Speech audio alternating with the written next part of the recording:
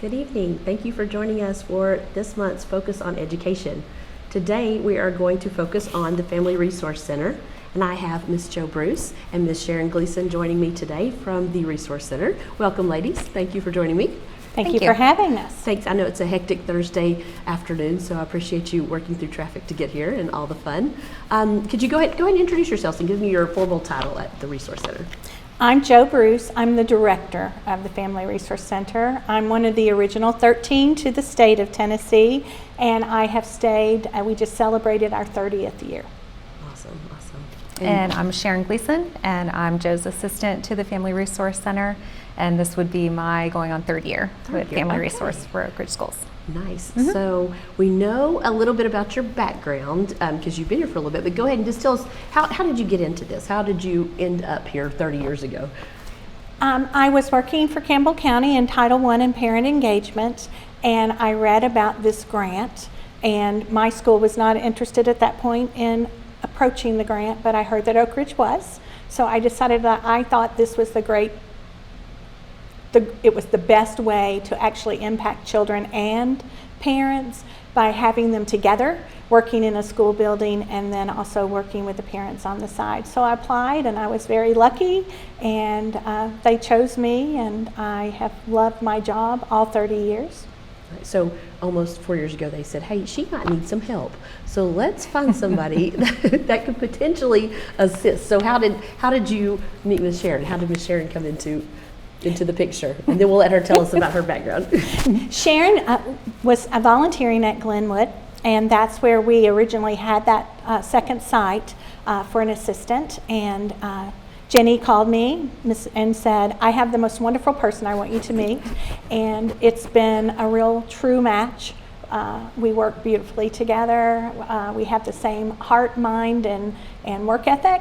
So she's been a tremendous addition to the Family Resource Center. I have only heard wonderful things about both of you. So you were volunteering. What were you doing before that? I know you're a mom, so that's a full-time job in itself. But what else? What led you to this position as well? Well, there was a change in my career path when COVID happened, and then after that, I decided that being in the government was no longer going to be my place, and decided to join the school system, starting with reading assistance, and then found Jo and moved into Family Resource, and it's been the absolute highlight of all of my career time. So it's really great. We were talking earlier a little bit before too, of like a lot of people are unaware that this is part of the school system or that it exists. So let's touch on that just a little bit. I know of 2 locations, but I didn't realize that there were more locations. So I was thinking there was one in Willowbrook where you are and one in Glenwood where you are. Where are the other locations, I guess, if you wanted to say that, put it that way? As of this year, we are, I'm still housed at Willowbrook. Sharon rotates throughout the east side, and I cover the west side and the pre-K. We both share the high school. Okay. So we're in and out of all the schools now. I knew that you serviced all of the areas. So do you have specific storage areas at each location? You just travel with your own things. Okay. So we travel with a trunk. We travel with a trunk full based on what it is that they need. We're dropping off shoes. We're dropping off clothes. We're dropping off food. We're dropping off children who missed the bus. Parents who need a conference. So we just utilize our cars are kind of our storage space outside of our actual office space. So you're like a traveling office. We are. Yes, pretty much. Well, and I love your mission statement. I did pull up the mission statement to read this too. The mission of the Family Resource Center is to assist at-risk children and their families in the prevention and eradication of problems that interfere with their ability to become fully functioning and independent members of their community. So that's children and families. Children and families. A lot of people might think that it's just children. So what are some of the family options and services that you also provide? We do a lot of work with our families. We do counseling, and we do parenting programs, parenting classes for them. We answer one-on-one. We do a lot of those kinds of things for them. We make sure that they know all the resources in the community when they call us and they need utility help. We know where to send them. If those people can't help them, then we use our discretionary dollars to fill the gaps. when we were on a grant, we're no longer a granted program, we're under TISA funds now, but when we were just a grant, one of our things was that we were not to duplicate services, so we really have to know our partners in the community, and we're very fortunate in this community to have wonderful partners. That is great. That is, Oak Ridge is very loving. We were discussing that before. We were. Just nice wraparound services. So what does a typical day look like, Sharon? Like when you roll into your office location? There's no such routine. There really isn't a typical day. I mean, it could really range from student need to a family calling, in crisis. We reach out to the community to find those resources for them, or it's a direct referral to family resource from either a teacher or a family member reaches out, and then we provide that service ourselves. Mm-hmm. So really a typical day could really look different between Joe and myself on any given day. Most days are full, of making sure that students' needs are met and that families are getting what they need also. That's great. Yeah. And then what about these, we are very lucky to have these long breaks. What happens during the long extended breaks, like the spring break or the fall break? What happens? Are you guys on call during that time? I am. Yes. I am on call. I try very hard not to put Sharon on call, but she gets calls too. But I am definitely on call, and I get lots of calls, and I get lots of text. And my phone number is public for our families and children to have, so that they know how to reach me when they have a crisis, so that we can hopefully avert it and move them to safety, whatever that is. So you can get a call anywhere from the minute you get in your car till 2 or 3 in the morning, and then the phone will start ringing again at about 5:30. 5:30. Yes. Well, I know you guys are both dedicated to it, and it doesn't stop just because we don't have school. No. So thinking along those lines, what are some things that people don't know that you really would like to get out there? What are things that people need to? How do you get your referrals? Like if someone needs help, and let's say they don't go to the website and they don't know how to navigate that, how would they find you? How could you help them? I get a lot of parent referrals, self-referrals. I've been here long enough that the families now know me. And so they just reach out to me directly, usually through a text message. I get a lot of phone calls from the community, from community agents. We partner with these agencies, so if they can't serve them, they're sending them to me. The city, we partner with the city with utilities, and when people can't pay their utility bill, the first thing they do is say, we can't help you, call Joe Bruce. So, which is probably good at that. It's great, because it also tells us because it connects us to that family and to the children, so that we make sure that they always have that safe place. If we can't keep their utilities on, then we want to at least make sure we've got flashlights and snack food and water and blankets and the things that will get them through until we can get those things resolved for them. And I think, just like we were discussing earlier too, that there's a homeless population in Oak Ridge. Yes, that there people is. are very surprised when we hear those numbers. I'm shocked that Oak Ridge would have these situations. But if someone were to be in a homeless type transient situation, how do you help them? What would be the steps for something like that? Well, we do have, through the school system, we do have a grant process that we're able to utilize through People Services that can assist with those things. And then the other thing I think is we have community agencies such as Torch in our area that provides a ton of help for the families that are in need. That's great. Yeah. Torch is on my speed dial. It really is. And Dr. Henderson and Sharon and I are working constantly together to make sure that families are housed, at least in the emergency. The grant allows us to do 3 days. We can get an extension for more if we need it, but it at least gets them off the street. We don't want children on the street sleeping or in a car sleeping. So it gets them into a safe place, into a hotel, so that we can do the work that we do, which is to connect them to all of those services and see if we can't get them housed, at least in a transitional house. It's because they can't learn. if they haven't been, rested, Yes. fed, and all of those important Basic things. needs. The basic needs. Yeah, just the necessities. Yeah. Right. Well, and just we know what happens to the trauma brain. So when you're in a traumatic event like that, your brain's not functioning anyway. You're in fight or flight. So helping them to be able to feel that safety so that the brain can rest and actually get ready to learn. Fantastic. We're going to stop just for a moment. We'll take a break. We'll come back and talk about the next steps. We'll be right back.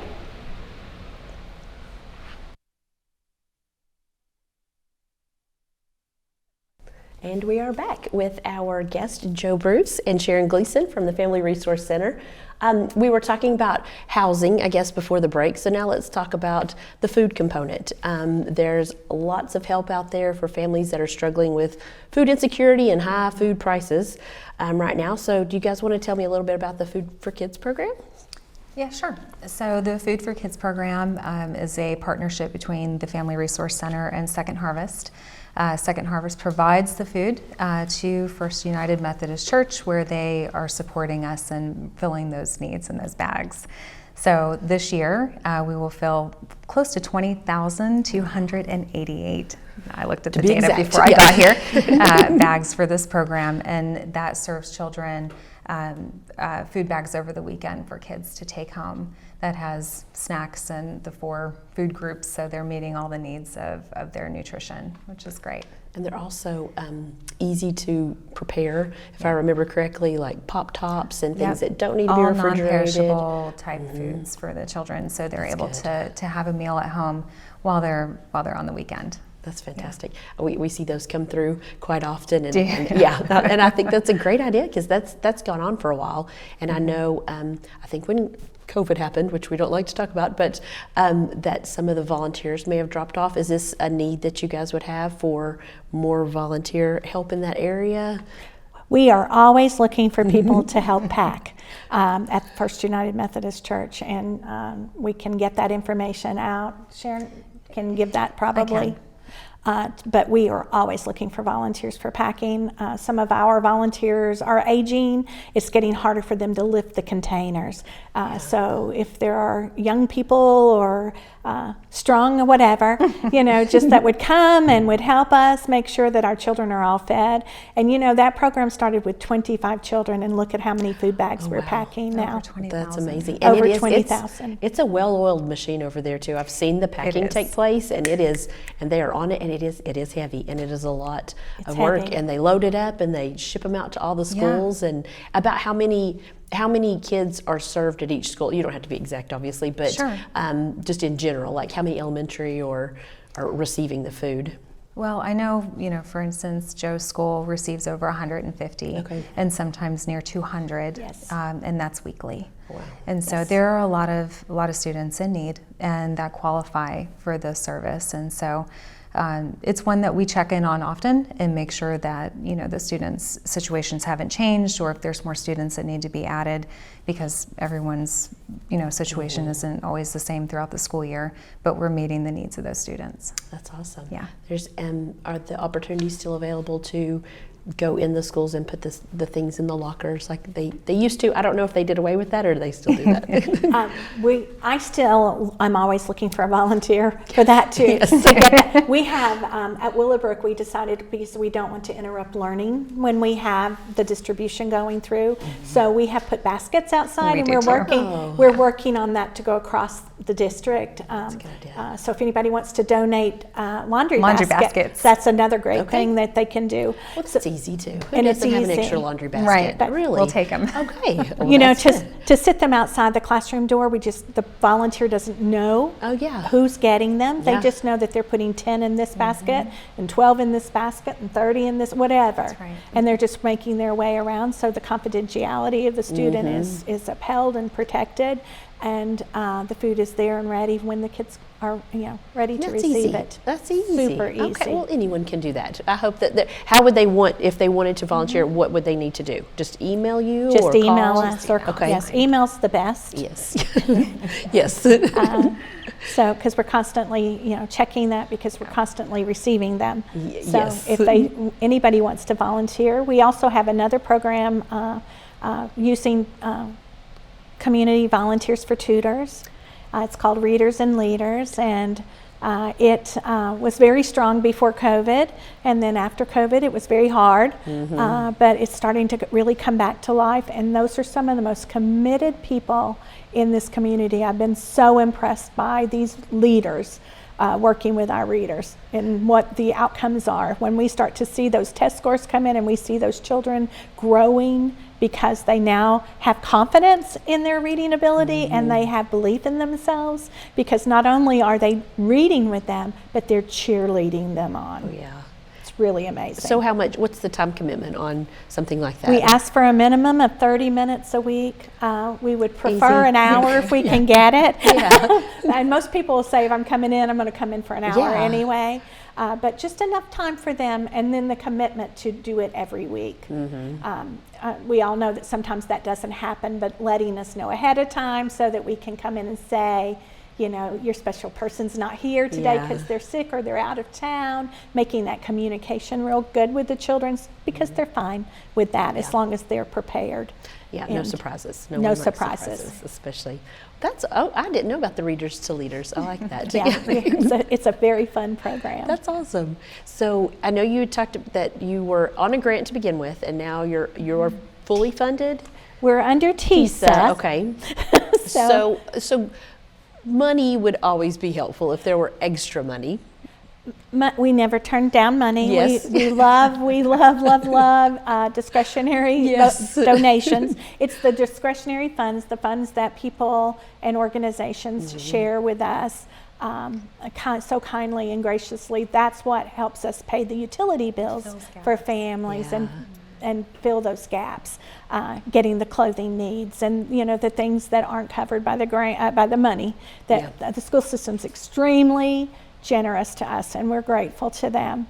But we do need the community to keep all of the programs running. Because there's always more to be done.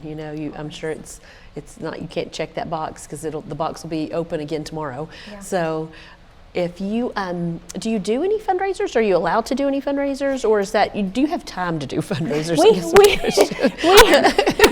We have done fundraisers in the past with our advisory committee, and it's time consuming, but yes, we can do that. We haven't at this place had the need to, because the community has just partnered with us so beautifully that we haven't had to come up with a fundraiser. I can usually just put I need this. I need gas cards. I need food cards. I need money. And they're just so generous and gracious to us. And it comes. Well, I love to hear that, because that was one of my next questions too. Of like the list, we've got laundry baskets, people that can read. What are other needs? Gift cards. Okay, so gas gift cards. Especially gas. Food gift Especially cards. gas. Yeah, gas is really expensive too. So Yeah.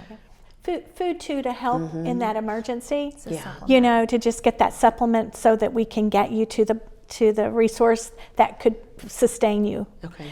Also, we work really closely with our pantries, and also making sure that our families know about all the free meals that are available, that the drive-through meals, picking those up for their family and utilizing those. But we do need those gap cards. That's what we kind of call them. Do you need any like hygiene products or anything like that, or is that taken care of? No, we can. We were talking about that today. My hygiene closet's kind of coming to it's low. Yeah. It grows and then it ebbs and flows. The other thing is laundry detergent. Okay. Is a big thing, because they can't get it with their food stamps and things of that nature, and they run out. We do have a wonderful partnership with what's it, Loads? So it's with Loads Bob's of Wash, Love. yeah, Bob's Wash. Washboard, Yes. and the Yes. Loads of Love, and Loads of they Love. That's awesome. provide an amazing service. That is one of the ones I think that, at least I can speak for my side of the town, that they utilize the most. I do see that advertised quite a bit, and just try to And share. he, like, offers pizza for the children, and I mean, homework help. I mean, it's been really amazing to watch them work with our community. Yeah. And we just heard from them because it's time for that to happen again. And they had the largest number of families come and use it. So the word is really getting out, and it's really taking on, and parents are really starting to feel comfortable with going there and utilizing that service. It's a great place to get your blankets and, those things that cost a lot if you have to do it in a laundromat. So laundry detergents, that's good. I didn't realize that they couldn't purchase that with their food stamps as well. That's interesting. So, and Bob's has expanded. They've gotten bigger. I know that he's expanded over, so they can help a lot. Yeah, we love them. So last thing, and this is one of my favorites, is when you do your angel tree every year. So I know that it has just grown and grown and grown. How many students were part of the angel tree just this past year? Over 950. 950. Yeah. Oh wow. Yeah. Oh wow. It was amazing. It was. I mean, it was amazing. We were juggling and names. We started a new format by putting it online and using the online form. Some families felt comfortable with that. Then we had to also offer the paper form. So bringing all of that data together too, and making sure that no one was left unserved. And we did not have one. I did my last family on the 22nd. Oh wow. And I delivered on Christmas Eve. And she delivered on Christmas Eve. Oh wow. And then It was a lot. but they were all served. And usually I'll be honest, sometimes Christmas Eve evening in the past I've gotten a phone call that went, I never heard from you, or I did, and I can't stand that. So if I can make that happen, I'm going to always make that happen. So but 950. it was 950. Yeah. It looked like a Christmas wonderland with all this stuff everywhere. It was so much fun though, and we got some new partners. And Our partnership with our church is great. Yeah. Oh, good. We have lots of partnerships, and they've been with us since we started that program. When I started that program like 5 years in, so this has been running for 25 years. See, I've been here for longer than that, and I didn't know all of that. So this is fantastic, and you guys are doing such amazing work. I hear wonderful things about the program. Our kids are so lucky to have that resource. The parents are lucky to have that resource.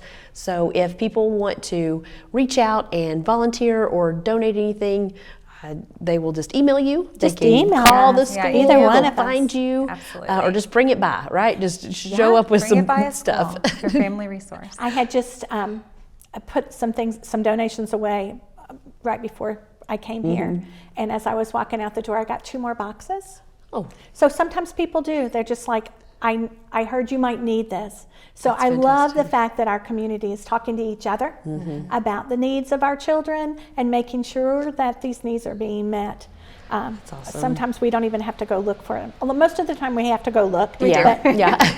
But not always. I love that I didn't have to go look for that. That's fantastic. And we started, Sharon had a great idea, with families that have utility needs. And sometimes the utility bills are really large. And there's not an agency that can fill that alone. And we partner with all the agencies trying to put our part in to keep the lights on. But if they don't, then we're making sure that they have a safety bag with the flashlights and the batteries and the snack foods and the blankets. And we have churches making blankets for us now. Really And we have a sorority that's providing us with flashlights and just different things, making those things come together. And I got to put my first one together and use it. It made me very sad. Yeah. But we're going to have the lights on in another day. It's not super cold. Yes. But they were just grateful to have anything at that moment. I love stories like that. I think So grateful. I think most people do too. So that's why I'm glad we got to highlight what you guys do. And please reach out if you ever need anything else, because I do see all the chatter on social media and things about what's going on. So thank you guys again for being here, and thank you for what you're doing, and thank you for continuing to do what you do. And that will be the end of our Focus on Education for February. Join us again in March. I'm not sure who will be leading, but I'm sure it will be amazing. We'll see you then.